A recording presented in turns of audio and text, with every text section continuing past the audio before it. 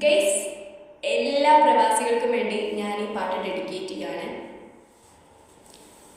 നിങ്ങൾ എത്രയും പെട്ടെന്ന് വരാൻ നോക്കാം. ഓക്കെ.